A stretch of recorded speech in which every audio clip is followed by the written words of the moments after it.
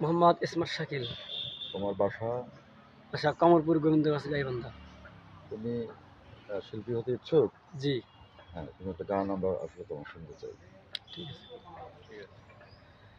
জানি না কোন অপরাধে চলে গেছো তুমি, তুমিহীনা এ জীবন বড় মরুভূমি। জানি না কোন অপরাধে চলে গেছো তুমি, তুমিহীনা এ জীবন বড় মরুভূমি। ভালোবেসেছি তোরে কলিজাটা দিয়ে, কলিজাতে আঘাত কইরা কই গেলি ছিরি। জানি না কোন অপরাধে চলে গেছো তুমি, তুমিহীনা এ জীবন বড় মরুভূমি।